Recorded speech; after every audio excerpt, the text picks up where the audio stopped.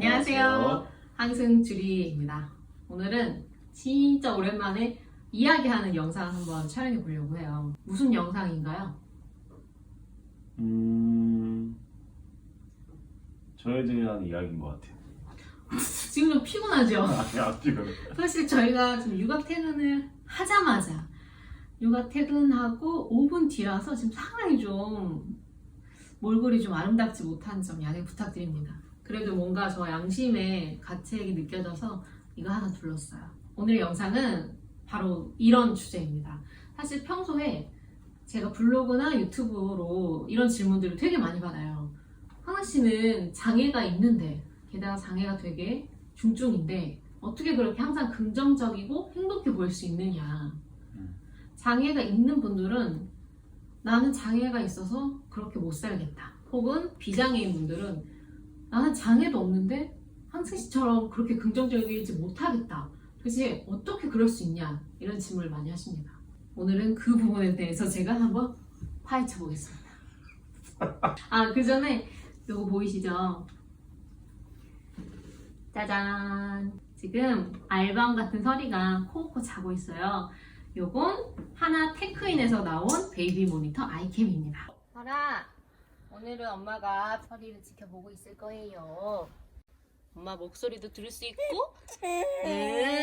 엄마도 서리 목소리 들을 수 있어요. 자장가도 나온대. 엄마랑 같이 잠들까요? 안녕. 안녕. 이따 만나. 나 좀 살려줘.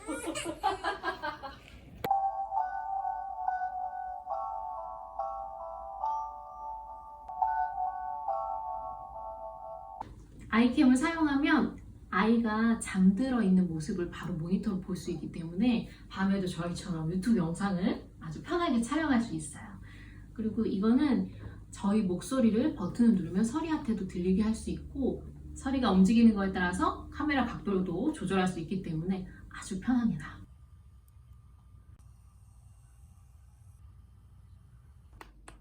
자, 카메라를 돌려서 서리가 움직이는 방향으로 맞추겠습니다.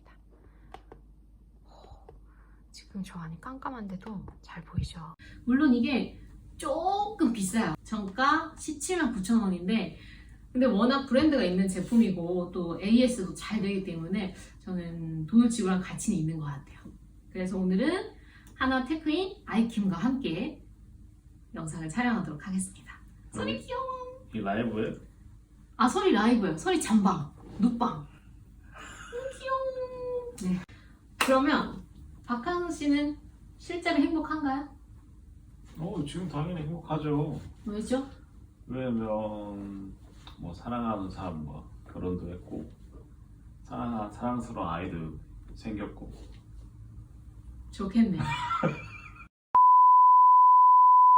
네, 그러면 사실 대부분 다 알고 계시지만 혹시 모르는 분들이 계실까봐. 한우 씨는 어떤 장애가 있나요?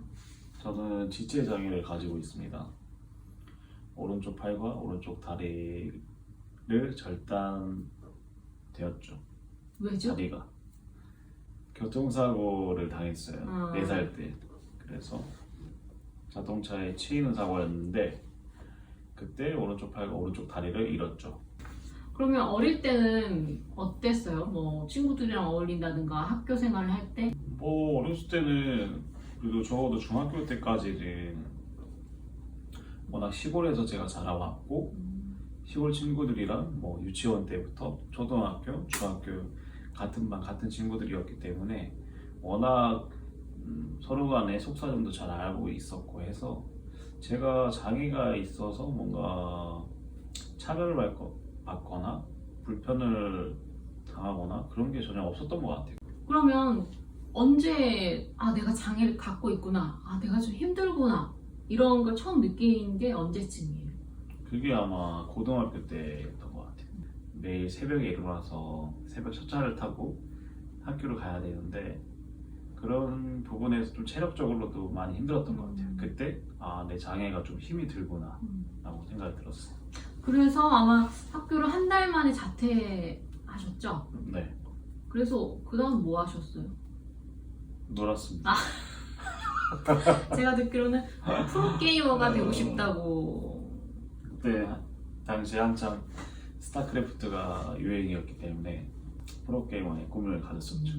그러면 집에서 계속 자퇴하고 게임 하다가 대안학교를 입학하게 됐잖아요. 네, 학교 생활을 자퇴를 하고 나서 뭘 해야 될지도 모르겠고 그냥 될 대로 되라는 생각으로 갔던 것 같아요. 그래서 대안학교에 찾아가고 이제 선생님들이랑 면접을 보는데 한 선생님께서 어떤 특별한 말씀을 해주셨다고 들었어요. 한 선생님이 너의 그런 장애를 자꾸 숨기려고 하면 주변 사람들이 너를 어렵게 대할 것이다 라고 이야기를 해주셨었어요. 그때 되게 아마 크게 충격받았던 것 같아요. 왜냐면 저한테 살면서 그렇게 이야기해주는 사람들도 없었고 저는 저의 장애 자체 때문에 사람들이 저를 어렵게 대하고 좀 불편하게 대한 건 줄 알았어요. 근데 그게 아니라 저의 행동이나 저의 태도로 인해서 결국 저를 바라보는 사람들이 어렵게 대했을 수도 있겠구나라는 생각이 있었어요. 그런 말을 사실 장애가 있는 분들이 듣는다고 해서 모두가 갑자기 그래 내 장애는 어쩔 수 없으니까 행복하고 긍정적으로 살겠어 이렇게 변할 수 있는 건 아니잖아요. 그렇죠. 근데 변했던 특별한 이유가 있다면 아마 무엇보다 좀 절실하지 않았나 삶에 대해서. 일반 학교를 자퇴를 하면서 주변 사람들의 그런 이야기를 많이 들었어요. 좀 약간 적어도 우리나라에서 살려면 고등학교는 졸업을 해야 된다 이런 이야기를 되게 많이 들었어요. 그런 이야기를 뿌리치고 이제 대안학교를 가게 된 건데 제 그때 속마음은 여기서조차도 제가 적응을 못하게 된다면 더 이상 제가 갈 곳은 없겠구나. 그래서 막 막연하게 이러다가 정말 백수가 되고 정말 동네에 그냥 껄렁거리는 아저씨가 되지 않을까 이런 두려움도 있었던 것 같아요. 절실함 그거 되게 중요한 것 같아요. 누구나 다 어렵고 힘든 상황은 있잖아요. 장애가 있든 장애가 없든. 근데 내가 이 힘든 상황을 뚫고 나갈 수밖에 없다. 뚫고 나가야만 한다라고 생각하게 된 계기는 절실함이었다는 거잖아요.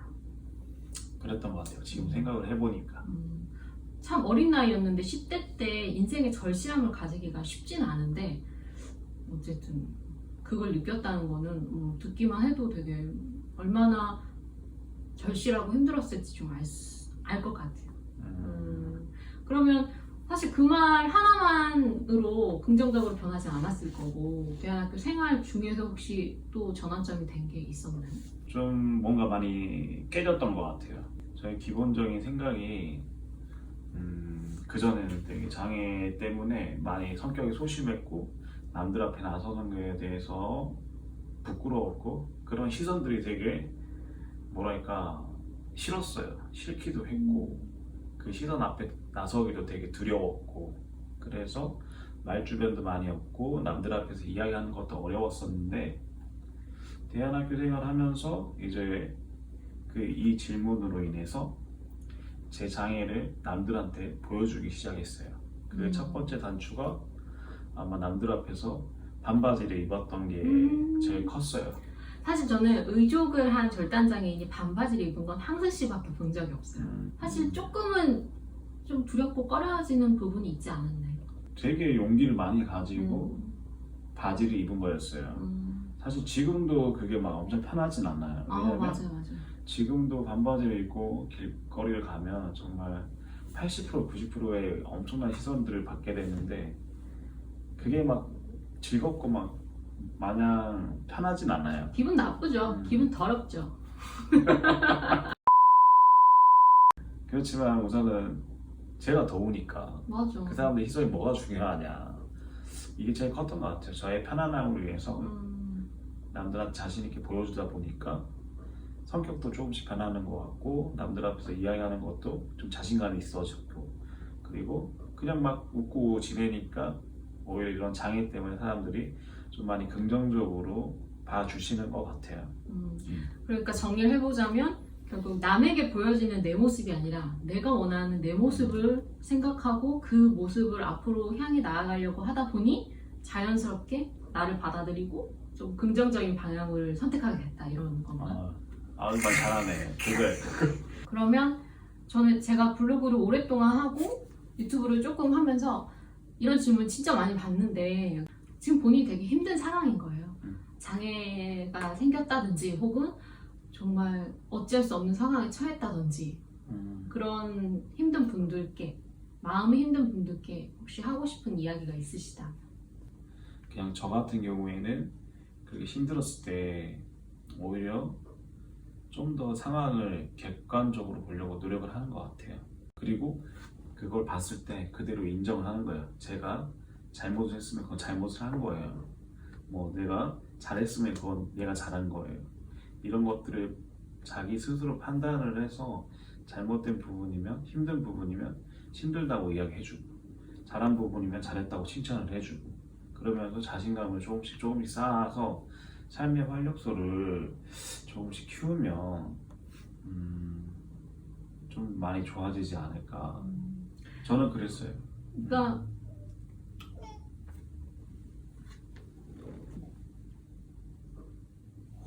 소리 들으셨어요? 오, 소리가 나네. 정리해보자면 지금의 내 상황을 정확하게 인지하고 그걸 객관화시켜서 보고 그 다음에 어떻게 할 건지 결정하는 단계로 가면 된다. 그렇죠. 있는 그대로 최대한 받아들이고 주변 사람 너무 신경 쓰지 말고요. 하지만 전항수 씨가 저는 신경 써줬으면 좋겠어요. 남들이 어떤 이야기를 하든지 그거를 필요한 부분만 받아들이세요. 근데 그게 잘못되면 또 고집이 될 수도 있고 너무 독고다이가 될 수도 있지만 부드럽게 이렇게 잘 받아들이고 잘 내보낼 수 있는 너무 당연한 이야기를 한 것 같았어요. 그러니까 이런 질문을 받으면 제가 답하기가 되게 애매한 게 화근 씨는 늘 이렇게 얘기해요. 되게 당연한 얘기야. 나를 인지하고 나의 상황을 객관화시켜서 앞으로 나아갈 수 있는 방향을 찾고 다른 사람을 신경 쓰지 않는 채 나 자신에게 집중. 솔직히 이게 무슨 자기계발서도 아니고 이게 무슨 말이야 하다가도 항승 씨가 지금 그렇게 살고 있는 거예요. 실제로 자기 모습으로. 그걸 생각하면 지금 내가 부정적인 생각만 하고 있을 게 아니라 항승 씨가 말한 대로 한번 해볼까? 이런 생각이 진짜 솔직히 좀 들더라고요. 맞아. 그리고 또 하나 더 드리고 싶은 이야기는 저는 생각보다 엄청 긍정적이진 않습니다.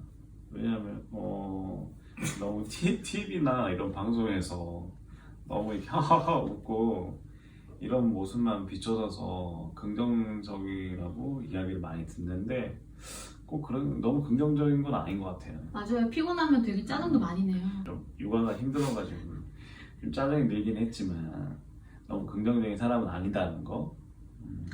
어떤 사람이 항상 긍정적이겠어요? 그건 거짓말이죠. 그러니까 너무 좋은 면만 나왔기 때문에 아마 그렇게 생각하시지 않았을까. 맞아요. 왜냐면 둘이 부부싸움한 걸 유튜브에 찍어서 생중계할 수는 없잖아요. 결국에 블로그나 유튜브 모든 SNS는 필터링이 될 수밖에 없어요. 맞아요. 심지어 저희는 되게 솔직하게 하는데도 필터링이 될 수밖에 없어요. 그럼 마지막으로 진짜 제일 중요한 질문 하나 할게요. 네. 가까이 오시고요. 뭐요? 요즘 당신 인생의 희망은 무엇인가요?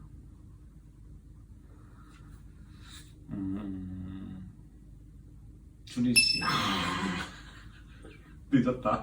늦었지만 마음에 듭니다. 여기까지 하겠습니다. 네. 안녕. 안녕. 예뻐.